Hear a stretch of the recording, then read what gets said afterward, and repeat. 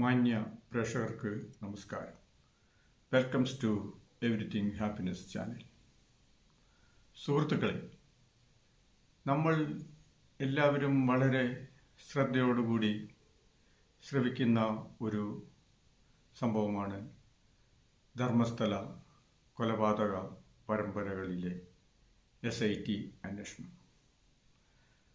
നമ്മുടെ സ്റ്റേറ്റിനെയും കർണാടക സ്റ്റേറ്റിനെയും ഇന്ത്യ രാജ്യത്തെ തന്നെയും പിടിച്ചു കുലുക്കിയ, ലോകരാജ്യങ്ങൾ വളരെ ശ്രദ്ധയോടെ വീക്ഷിക്കുന്ന ധർമ്മസ്ഥല എന്ന സ്ഥലത്തും പരിസരത്തും നടന്ന കൊലപാതകങ്ങൾ അന്വേഷിക്കാൻ ഇന്നുവരെ കണ്ടിട്ടില്ലാത്ത തരത്തിൽ സ്പെഷ്യൽ ഇൻവെസ്റ്റിഗേഷൻ ടീം പ്രഗത്ഭരായ IPS ഉദ്യോഗസ്ഥന്മാരുടെയും സീനിയർ ആയിട്ടുള്ള ക്രെഡിബിലിറ്റിയുള്ള സത്യസന്ധരായ ഉദ്യോഗസ്ഥന്മാരുടെ കീഴിൽ ഗവൺമെൻറ് അന്വേഷിക്കുന്നത് നമ്മളെല്ലാവരും വീക്ഷിച്ചുകൊണ്ടിരിക്കുന്ന കാര്യമാണ്.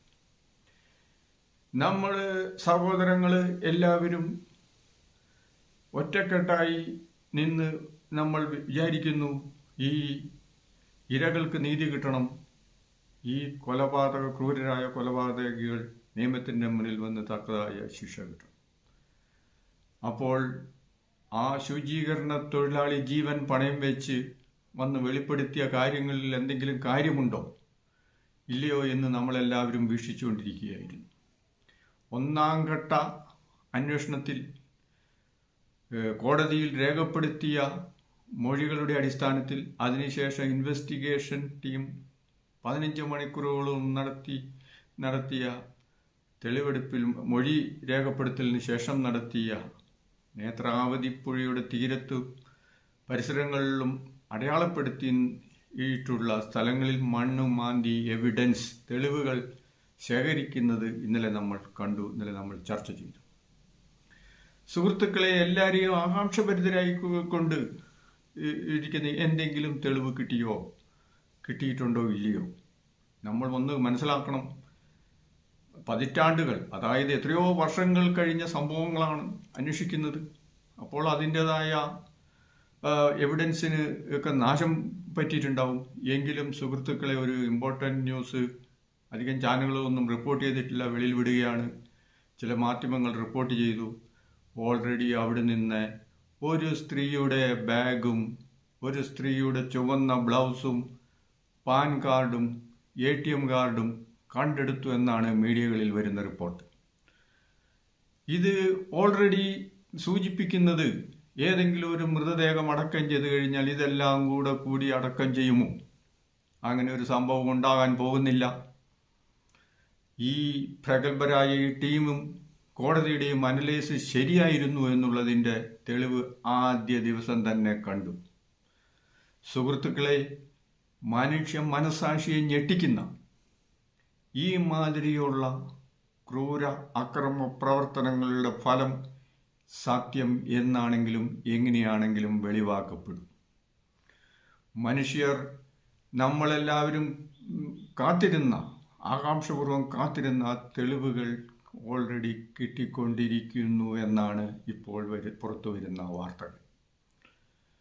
സുഹൃത്തുക്കളെ, നിങ്ങളറിഞ്ഞോ, SIT ടീം വളരെ കൃത്യമായ രീതിയിലാണ് അന്വേഷണങ്ങൾ കൊണ്ടുപോകുന്നത് എന്ന് അവരുടെ പ്രവർത്തനങ്ങൾ ഒരു സാധാരണ മനുഷ്യനെ സംബന്ധിച്ചിടത്തോളം അങ്ങനെയാണ് തോന്നിക്കുന്നത്. കാരണം എന്താണെന്ന് ചോദിച്ചു കഴിഞ്ഞാൽ, അവർ മിക്കവാറും തലയോട്ടി കിട്ടിയ ഭാഗത്തെ ആയിരിക്കും ചോദിച്ച് ആദ്യം മണ്ണ് മാന്തിയുള്ള അന്വേഷണങ്ങൾ നടത്തിയിട്ടുണ്ടാവുക. അതനുസരിച്ച് ആ മണ്ണ് കളക്ട് ചെയ്ത് മറ്റ് സാമ്പിളുകൾ ശേഖരിച്ച് ഇൻവെസ്റ്റിഗേഷൻ നടത്തുന്നുണ്ടാവാം. ഇപ്പോൾ ഓൾറെഡി തെളിവുകൾ ഓരോന്നായി കിട്ടിക്കൊണ്ടിരിക്കുന്നു. ഈ തെളിവുകളിൽ നിന്നും രണ്ടാമതായി അവരിപ്പോൾ കറക്റ്റായിട്ടുള്ള അന്വേഷണത്തിലേക്ക് ഏറ്റവും കൂടുതൽ പേരെ നമ്പർ 13 അങ്ങനെ ഏതോ കരയ്ക്കുള്ള ഒരു വിഭാഗം മണ്ണ് മാന്തി തെളിവുകൾ ശേഖരിക്കുകയാണ് ഇന്ന് ചെയ്യുന്നതെന്ന് പ്രയോറിറ്റി ബേസിസിൽ, നമ്പർ വൈസ് അല്ല, പ്രയോറിറ്റി ബേസിസിൽ അവർ അന്വേഷണം നടത്തുകയാണ്. ഈ അന്വേഷണത്തിൽ എല്ലാ തെളിവുകളും കിട്ടട്ടെ.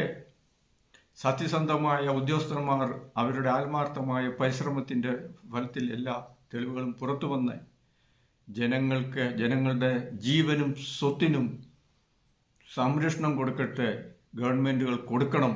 ഇല്ല, ഗവൺമെൻറ്റുകൾക്ക് നിലനിൽപ്പില്ല. ഇതിലെ രസകരമായിട്ടുള്ള കാര്യം കർണാടക ഗവൺമെൻറ്റും കർണാടകത്തിലെ കോൺഗ്രസ് ഗവൺമെൻറ്റും അതോടൊപ്പം തന്നെ BJP ഗവൺമെൻറ്റും BJPയും അന്വേഷണങ്ങളെ സ്വാഗതം ചെയ്യുന്നു. നമുക്കറിഞ്ഞുകൂടാ ആരാണ് ഈ ക്രൂര കൊലപാതകൾ.